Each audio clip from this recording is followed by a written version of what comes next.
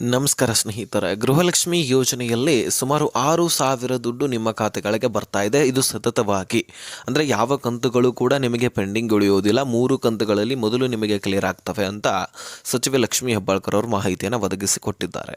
ಹಾಗಾದರೆ ಸ್ನೇಹಿತರೆ, ನಿಮಗೆ 2,000 ಅಂದರೆ ಯಾವ ತಿಂಗಳ ಹಣ ಜಮಾ ಆಗ್ತಾ ಇದೆ, ಯಾವ ಕಂತಿನ ಹಣ ಜಮಾ ಆಗ್ತಾ ಇದೆ, ಎಷ್ಟು ಕಂತುಗಳು ಪೆಂಡಿಂಗ್ ಉಳಿಸಿದ್ದಾವೆ, ಈಗಾಗಲೇ ಈ 3 ಕಂತುಗಳು ಬಿಡುಗಡೆ ಆಗಿದ್ದೇ ಆದರೆ ಎಷ್ಟು ಕೋಟಿಯಷ್ಟು ಫಂಡ್ ಬೇಕಾಗುತ್ತೆ, ಈ ಎಲ್ಲದರ ಬಗ್ಗೆ ನಿಮಗೆ ಮಾಹಿತಿಯನ್ನು ಒದಗಿಸಿ ಕೊಡ್ತೇನೆ.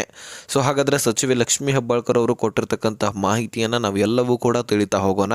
ಸೊ ನೀವು ಈ ಒಂದು ವಿಡಿಯೋನ ಆದಷ್ಟು ಕೊನೆವರೆಗೂ ವಾಚ್ ಮಾಡಲಿಕ್ಕೆ ಪ್ರಯತ್ನ ಮಾಡಿ.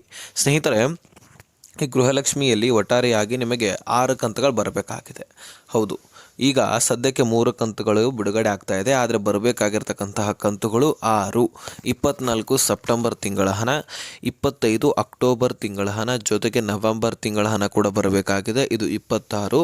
ಈ 3 ಕಂತುಗಳು ನಿಮ್ಮ ಖಾತೆಗಳಿಗೆ ಬರಬೇಕಾಗಿದೆ. ಹಾಗಾದರೆ ಇನ್ನು 3 ಕಂತುಗಳು ಯಾವುವು ಅಂತ ನೀವು ಕೇಳೋದಾದರೆ, 27 ಡಿಸೆಂಬರ್ ತಿಂಗಳ ಹಣ ಬರಬೇಕು.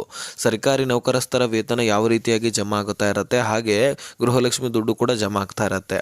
ಅಂದರೆ ಈಗ ಜನವರಿ ತಿಂಗಳ ದುಡ್ಡನ್ನು ನೀವು ಕೇಳಬಹುದು, ಆದರೆ ಜನವರಿ ತಿಂಗಳ ದುಡ್ಡು ಬರೋದಿಲ್ಲ. ಯಾಕಂದರೆ ಜನವರಿ ಪೂರ್ತಿಯಾಗಿ ಮುಗಿದೋಗಬೇಕು. ನೆಕ್ಸ್ಟ್ ಫೆಬ್ರವರಿನಲ್ಲಿ ಜನವರಿ ತಿಂಗಳು ದುಡ್ಡು ಜಮಾ ಆಗುತ್ತೆ. ಹೀಗೆ ಸರ್ಕಾರಿ ನೌಕರಸ್ಥರು ಜನವರಿ ತಿಂಗಳಲ್ಲಿ ಪೂರ್ತಿಯಾಗಿ ದುಡಿಮೆ ಮಾಡ್ತಾರೆ, ಫೆಬ್ರವರಿನಲ್ಲಿ ವೇತನವನ್ನು ಪಡಿತಾರೆ, ಫೆಬ್ರವರಿನಲ್ಲಿ ದುಡಿಮೆ ಮಾಡ್ತಾರೆ, ಮಾರ್ಚ್ನಲ್ಲಿ ವೇತನ ಪಡಿತಾರೆ. ಹೀಗೆ ಒಂದು ತಿಂಗಳ ಹಣವನ್ನು ಇನ್ನೊಂದು ತಿಂಗಳಲ್ಲಿ ವೇತನ ಹೇಗೆ ಪಡಿತಾರೋ ಹಾಗೆ ಗೃಹಲಕ್ಷ್ಮಿ ದುಡ್ಡನ್ನು ಕೂಡ ನಾವು ಕೊಡ್ತಾ ಇರ್ತೀವಿ ಅಂತ ಸಚಿವೆ ಲಕ್ಷ್ಮೀ ಹೆಬ್ಬಾಳ್ಕರ್ ಅವರು ಹೇಳಿದರು. ಅದರ ಜೊತೆಗೇ ಒಂದು ಕಂತಿನ ಹಣ ಕ್ಲಿಯರ್ ಆಗಬೇಕಂದ್ರೆ ಸುಮಾರು 10 ರಿಂದ 12 ದಿನಗಳ ಕಾಲ ಅವಕಾಶ ಬೇಕಾಗತ್ತೆ ಅಂತಲೂ ಕೂಡ ಹೇಳಿದ್ರು. ಅಂದರೆ ಒಂದೇ ದಿನದಲ್ಲಿ ಈ ಕಂತುಗಳು ಕ್ಲಿಯರ್ ಆಗೋದಿಲ್ಲ. ಇದು ಜಮಾ ಆಗಿ ಕ್ಲಿಯರ್ ಆಗಬೇಕಂದ್ರೆ ಸುಮಾರು 12 ರಿಂದ 15 ದಿನಗಳಾದರೂ ಬೇಕೇ ಬೇಕು ಅಂತ ಅಪ್ಡೇಟ್ ಕೊಟ್ಟಿದ್ದಾರೆ. ಹಾಗಾಗಿ ಸ್ನೇಹಿತರೆ, ನಿಮಗೆ ಸದ್ಯಕ್ಕೆ ಈ 4 ಕಂತುಗಳ ಬಗ್ಗೆ ಮಾಹಿತಿ ತಿಳಿತು. ಅಂದರೆ ಡಿಸೆಂಬರ್ ತಿಂಗಳ ಹರದವರೆಗೆ ಮಾಹಿತಿ ಸಿಕ್ತು. ಇನ್ನು 2 ಕಂತುಗಳನ್ನು ನಾನು ನಿಮಗೆ ಹೇಳೋದಾದರೆ, 2025ರಲ್ಲಿ ಫೆಬ್ರವರಿ ಮತ್ತು ಮಾರ್ಚ್ ತಿಂಗಳ ಹಣವನ್ನು ಸರ್ಕಾರ ಕೊಟ್ಟಿರಲಿಲ್ಲ. ಹೌದು ಸ್ನೇಹಿತರೆ, 2 ತಿಂಗಳ ಹಣವನ್ನು ಕೊಟ್ಟಿರಲಿಲ್ಲ. ಹೀಗಾಗಿ ಆ 2 ತಿಂಗಳ ಹಣವನ್ನು ಕೂಡ ಕೊಡಬೇಕು ಅಂತ BJP ನಾಯಕರು ಪ್ರೆಷರ್ ಹಾಕಿದ್ರು.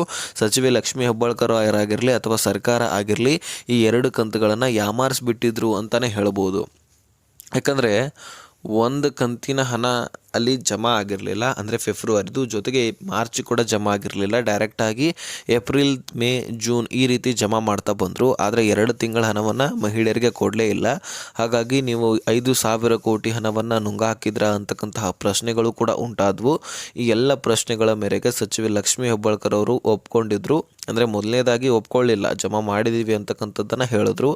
ಆದರೆ ತದನಂತರ ಅದರ ಬಗ್ಗೆ ಡೀಟೇಲ್ಸ್ ಚೆಕ್ ಮಾಡಿದಾಗ ಅವರ ಗಮನಕ್ಕೆ ಬರುತ್ತೆ 2 ಕಂತುಗಳು ಪೆಂಡಿಂಗ್ ಉಳಿದಿದೆ ಅಂತ.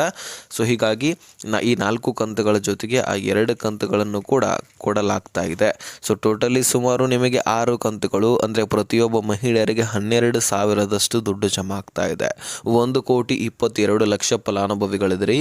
ಪ್ರತಿಯೊಬ್ಬ ಮಹಿಳೆಯರಿಗೆ 12,000 ದುಡ್ಡು ಬರಬೇಕಂದ್ರೆ ಎಷ್ಟು ಕೋಟಿ ಖರ್ಚು ವೆಚ್ಚ ಆಗತ್ತೆ ಅಂದರೆ, ಒಂದು ಕಂತಿಗೆ 2,500 ಕೋಟಿ, ಅಂದರೆ 2 ಕಂತುಗಳಿಗೆ 5,000 ಕೋಟಿ ಹಣ, 4 ಕಂತುಗಳಿಗೆ 10,000 ಕೋಟಿ ಹಣ, ಹಾಗೆ 6 ಕಂತುಗಳಿಗೆ ಸುಮಾರು 15,000 ಕೋಟಿಯಷ್ಟು ಫಂಡು ಸರ್ಕಾರಕ್ಕೆ ಬೇಕಾಗತ್ತೆ. ಅಷ್ಟು ದುಡ್ಡನ್ನು ಸರ್ಕಾರದ ಬಳಿ ಇದೆ. ಹಾಗಾಗಿ ಸರ್ಕಾರ ನಿಮ್ಮ ಖಾತೆಗಳಿಗೆ ಜಮೆ ಮಾಡ್ತೀವಿ ಅಂತ ಭರವಸೆಯನ್ನು ಕೊಟ್ಟಿದ್ದಾರೆ.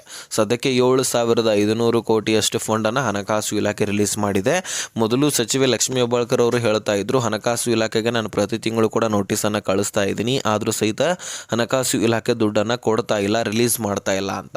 ಸೊ ಇದರ ಮೇರೆಗೆ ಗೊತ್ತಾಗತ್ತೆ, ಒಂದೊಂದು ಸಾರಿ ಅನಿಸ್ಬಿಡತ್ತೆ ಸರ್ಕಾರದ ಬಳಿ ದುಡ್ಡು ಇಲ್ವೇನೋ ಅಂತ ಅನಿಸ್ಬಿಡತ್ತೆ. ಸದ್ಯಕ್ಕೆ ಸ್ನೇಹಿತರ ದುಡ್ಡು ಇದೆ, ಈಗ ದುಡ್ಡು ರಿಲೀಸ್ ಕೂಡ ಮಾಡಿದ್ದಾರೆ. ಸೊ ದುಡ್ಡು ಇರಲಿಲ್ಲ ಅಂದರೆ ಸಾಲವನ್ನಾದರೂ ಬಿಡುಗಡೆ ಮಾಡಲೇಬೇಕಾಗತ್ತೆ. ಈಗಾಗಲೇ ಆಲ್ರೆಡಿ ಸಾಲ ಸಾಕಷ್ಟು ಆಗಿದೆ, ಇನ್ನೂ ಕೂಡ ಆದರೂ ಆಶ್ಚರ್ಯ ಏನು ಪಡುವಂತಿರಲಿಲ್ಲ. ಸದ್ಯಕ್ಕೆ ಸಾಲ ಈಗ ದುಡ್ಡು ರಿಲೀಸ್ ಆಗಿರ್ತಕ್ಕಂಥದ್ದು 7,500 ಕೋಟಿಯಲ್ಲಿ 24ನೇ ಕಂತಿನ ಹಣ ಬೆಂಗಳೂರು ನಗರ ಸೇರಿದಂತೆ ಬೆಂಗಳೂರು ಗ್ರಾಮಾಂತರ, ವಿಜಯನಗರ, ಚಿತ್ರದುರ್ಗ, ಚಿಕ್ಕಮಗಳೂರು, ಶಿವಮೊಗ್ಗ, ಮಂಗಳೂರು, ದಾವಣಗೆರೆ, ಉಡುಪಿ, ತುಮಕೂರು, ಬೆಳಗಾವಿ, ವಿಜಯಪುರ ಹೀಗೆ ಹಲವಾರು ಜಿಲ್ಲೆಗಳಲ್ಲಿರ್ತಕ್ಕಂತಹ ಮಹಿಳಾ ಫಲಾನುಭವಿಗಳಿಗೆ ಸುಮಾರು 10ರಿಂದ 12 ಲಕ್ಷ ಫಲಾನುಭವಿಗಳಿಗೆ ದುಡ್ಡು ಜಮಾ ಆಗಿದೆ. ಸೊ ಇನ್ನು 90% ಫಲಾನುಭವಿಗಳಿಗೆ ದುಡ್ಡು ಬರಬೇಕು. ಇನ್ನು 1,10,00,000 ಮಹಿಳೆಯರಿಗೆ ದುಡ್ಡು ಬರಬೇಕಾಗಿದೆ. ಹೀಗಾಗಿ ಅಷ್ಟೊಂದು ಮಹಿಳೆಯರಿಗೆ ಕ್ಲಾರಿಟಿ ಸಿಗ್ತಾ ಇಲ್ಲ, ದುಡ್ಡು ಬಂದಿದೆಯೋ ಇಲ್ವೋ ಅನ್ನುವಂಥದ್ದು ಗೊತ್ತಾಗ್ತಾ ಇಲ್ಲ. ಸೊ ಖಂಡಿತವಾಗ್ಲೂ ರಿಲೀಸ್ ಆಗಿದೆ. ನಾನು ಇವತ್ತು ಪೋಲ್ ಕೂಡ ಮಾಡ್ತೇನೆ. ಸೊ ನೀವೇನು ಮಾಡಬೇಕು, ಆ ಪೋಲ್ನಲ್ಲಿ ನಿಮ್ಮ ಅಭಿಪ್ರಾಯವನ್ನು ತಿಳಿಸ್ಬೇಕು. ಅಂದರೆ ಜಮಾ ಆಗಿದ್ದರೆ ಜಮಾ ಆಗಿದೆ ಅಂತ ಕ್ಲಿಕ್ ಮಾಡಿ, ಜೊತೆಗೆ ನಿಮ್ಮ ಒಂದು ಜಿಲ್ಲೆಯನ್ನು ಕಮೆಂಟ್ ಬಾಕ್ಸಲ್ಲಿ ಕಮೆಂಟ್ ಮಾಡಿ, ನಮ್ಮ ಜಿಲ್ಲೆ ಇದು ಅಂತ. ಜಮಾ ಆಗಿದ್ದರೆ ಜಮಾ ಆಗಿದೆ ಅಂತ ಮಾಡಿ, ಜಮಾ ಆಗಿಲ್ಲ ಅಂದರೆ ಜಮಾ ಆಗಿಲ್ಲ ಅಂತ ಕ್ಲಿಕ್ ಮಾಡಿ. ಹಾಗೆ ಸ್ನೇಹಿತರ, ಈ ಇಷ್ಟು ಕಂತುಗಳನ್ನು ನಿಮಗೆ ಬಿಡುಗಡೆ ಆಗೋದ್ರ ಬಗ್ಗೆ ಮಾಹಿತಿಯನ್ನು ತಿಳಿಸಿದ್ದೀನಿ. ಇನ್ನು ಇದರ ಜೊತೆಗೆ BPL ದಿಂದ APL ಕಾರ್ಡ್ಗಳು ಬಹಳಷ್ಟು ಬದಲಾವಣೆ ಆಗ್ತಾ ಇದ್ದಾವೆ. APLಗೆ ಬದಲಾವಣೆ ಆದರೆ ಖಂಡಿತವಾಗ್ಲೂ ದುಡ್ಡಂತರೂ ಬಂದೇ ಬರುತ್ತೆ, ಆದರೆ ಸಾಕಷ್ಟು ಸೌಲಭ್ಯಗಳನ್ನು ನೀವು ಕಳ್ಕೊಂಡು ಬಿಡ್ತೀರಿ.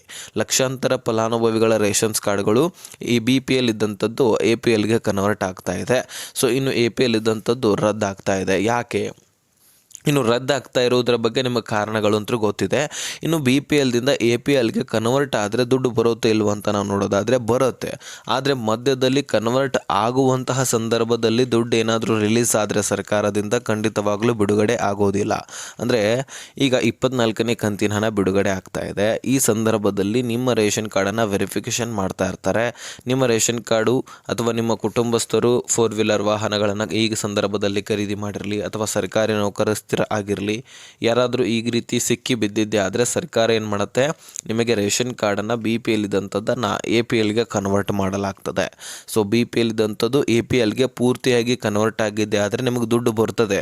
ಆದರೆ ಈ ಸಂದರ್ಭದಲ್ಲಿ ಕನ್ವರ್ಟ್ ಆಗ್ತಾ ಇರ್ತದಲ್ವಾ, ಪೂರ್ತಿಯಾಗಿ ನಿಮ್ಮ ಒಂದು ಡೀಟೇಲ್ಸು ಸರ್ಕಾರಿ ವೆಬ್ಸೈಟ್ಗಳಲ್ಲಿ APL ಇದೆಯೋ ಅಥವಾ BPL ಇದೆಯೋ ಕನ್ಫರ್ಮ್ ಆಗಿರೋದಿಲ್ಲ. ಸೊ ಈ ಕಡೆ BPL ಕೂಡ ಇರೋದಿಲ್ಲ, APL ಕೂಡ ಕನ್ವರ್ಟ್ ಆಗಿರೋದಿಲ್ಲ. ಹೀಗಾಗಿ ಸರ್ಕಾರಿ ವೆಬ್ಸೈಟ್ಗಳಲ್ಲಿ ಫೆಚ್ ಆಗಿರೋದಿಲ್ಲ ನಿಮ್ಮ ಡೀಟೇಲ್ಸ್ಗಳು. ಹೀಗಾಗಿ ನಿಮಗೆ ಗೃಹಲಕ್ಷ್ಮಿ ದುಡ್ಡು ಕೊಡಬೇಕಾ ಬೇಡವಾ ಅನ್ನುವಂಥದ್ದು ಗೊತ್ತಾಗೋದಿಲ್ಲ. ಹೀಗಾಗಿ ನಿಮಗೆ ಪೆಂಡಿಂಗ್ ಉಳಿದು ಬಿಡುತ್ತೆ. ತದನಂತರ ಪೂರ್ತಿಯಾಗಿ APLಗೆ ಕನ್ವರ್ಟ್ ಆದ ತಕ್ಷಣ ಏನಾದರೂ 25ನೇ ಕಂತಿನ ಹಣ ಮುಂದೆ ರಿಲೀಸ್ ಆಗುತ್ತಲ್ವ, ಆ ಸಂದರ್ಭದಲ್ಲಿ 25ನೇ ಕಂತಿನ ಹಣ ಬರುತ್ತೆ. ಯಾಕಂದರೆ BPL APL ಇಬ್ಬರಿಗೂ ಕೂಡ ದುಡ್ಡನ್ನು ಕೊಡಲಾಗ್ತದೆ. ಆದರೆ ಈ ಕಡೆ BPL ಕೂಡ ಇರೋದಿಲ್ಲ, ಈ ಕಡೆ APL ಕೂಡ ಇರೋದಿಲ್ಲ. ಇಂಥವರಿಗೆ ಏನು ಕೊಡಬೇಕು? ಹಾಗಾಗಿ ಸರ್ಕಾರ ಇದ್ರ ಬಗ್ಗೆ ಚಿಂತನೆ ಮಾಡಿ ವೆರಿಫಿಕೇಷನ್ ಮಾಡಿ ಕೊಡಲಿಕ್ಕೆ ಸ್ವಲ್ಪ ಸಮಯ ಹಿಡಿಯುತ್ತೆ. ಸೊ ನಿಮ್ಮದು ಪೂರ್ತಿಯಾಗಿ ಡೀಟೇಲ್ಸು ಚೆಕ್ ಮಾಡಿಕೊಂಡು ತದನಂತರ ದುಡ್ಡನ್ನು ಕೊಡಲಾಗ್ತದೆ. ಸೊ ಈ ರೀತಿಯಾಗಿ ಬದಲಾವಣೆಗಳು ಮೇಲಿಂದ ಮೇಲೆ ಆಗ್ತಾ ಇರ್ತದೆ. ಮತ್ತು ಬಹಳಷ್ಟು ಜನ EMIಗಳನ್ನು ಸಾಲ ಮಾಡ್ಕೊಂಡಿರ್ತೀರಿ, ನಿಮ್ಮ ಅಕೌಂಟ್ಗಳಿಗೆ ದುಡ್ಡು ಬಂದಿರುತ್ತೆ. ಆದರೆ ನಿಮ್ಮ ಅಕೌಂಟ್ಗೆ ದುಡ್ಡು ಬಂದಿರೋದು ನಿಮ್ಮ ಗಮನಕ್ಕೆ ಬಂದಿರೋದಿಲ್ಲ, ಅಥವಾ ಮೆಸೇಜ್ ಸರಿಯಾಗಿ ಸಿಕ್ಕಿರೋದಿಲ್ಲ. ಅಕೌಂಟ್ನಲ್ಲಿ ಇರ್ತಕ್ಕಂತಹ ದುಡ್ಡು ಕಟ್ ಆಗಿರುತ್ತೆ. ಆವಾಗ ನಿಮ್ಮ ಅಕೌಂಟ್ ಚೆಕ್ ಮಾಡಿದ ತಕ್ಷಣ ದುಡ್ಡೇ ಇರೋದಿಲ್ಲ. ಸೊ ಮೊದಲು ಅದನ್ನು ಚೆಕ್ ಮಾಡ್ಕೊಳ್ಳಿ, ನಿಮಗೆ ಕ್ಲಾರಿಟಿ ಸಿಗುತ್ತೆ. ಸೊ ಸದ್ಯಕ್ಕೆ ಈ ಇನ್ಫಾರ್ಮೇಷನ್ ಇತ್ತು, ತಿಳಿಸಿದ್ದೀನಿ. ಅರ್ಥ ಆಗಿದ್ದಲ್ಲಿ ನೆಕ್ಸ್ಟ್ ಮಾಹಿತಿಯಲ್ಲಿ ಸಿಗೋಣ ಸ್ನೇಹಿತರೆ. ಅಲ್ಲಿ ತನಕ ಬಾಯ್, ಫ್ರೆಂಡ್ಸ್.